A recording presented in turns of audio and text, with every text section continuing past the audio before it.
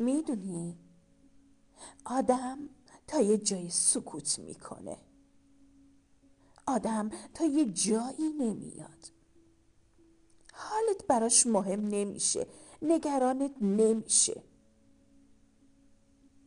دیگه خبری ازت نمیگیره، حتی دیگه سراغت هم نمیگیره. آدم تا یه جایی صبوری میکنه و تماشا میکنه. وقتی تهدید میشه، وقتی تهدید به رفتن میشه، وقتی دیگه میره و پیداش نمیشه و دیگه یهو میره برای همیشه و دیگه یهو از کل مجازی میره. راستی نمیخواستم بهت بگم، اما ماشینم هم مثل اعصاب آدم میمونه. وقتی بهش نمیرسی، توجه نمی کنی، بی توجهی میکنی، یهو جوش میاره، یهو میزنه و همه چیزش داغون میشه. آره، حالا که حرف از بی توجهی زدی، بازم سر درد دلم رو باز کردی. بی توجهی میاره. نبودن دیر کردن نبودن میاره. وقتی نیاز داشتم نبودی، دیگه وقتی اهمیت ندارم، منم به وقت نیاز نیستم. خب نه این که تلافی کنم، نه دیگه حتی تلافی هم بدم میاد که بکنم. فقط اونقدر سکوت میکنم که دیگه یادم میره چقدر نبودی، چقدر گذاشتی برنجم، چقدر کوتاه نیومدی، چقدر دوست داشتم زمانی که هستی باشم پیشت و اونقدر دورت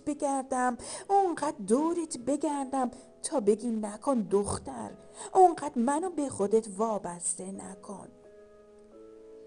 منم ریز میخندیدم و میگفتم اتفاقا دوست دارم وابسته بشی، چون من خیلی وقت دیوونت شدم. اما بازم حرف خودت رو نقل قول میکنم و میگم خودت گفتی هر چی نباشم بیشتر دوستم داری.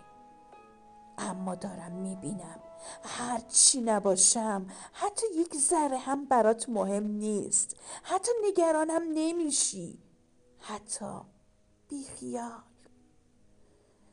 البته این اخلاق توی شما مردا مورسیه که اگر یه دختر زیاد بهتون توجه کنه و عاطفه و احساس نشون بده، فراری میشید.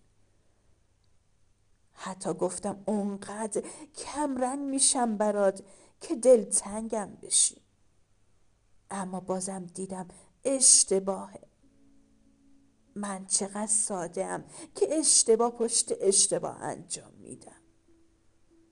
بی خیال، نبودنم برات مهمه.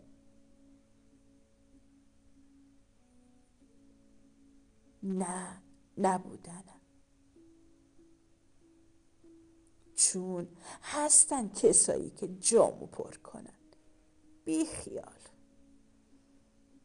ها، اینو باش.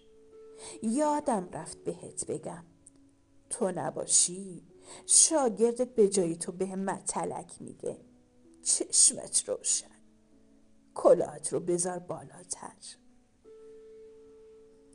هی بی خیال، هی بی خیال، بی خیال دیگه برای همیشه.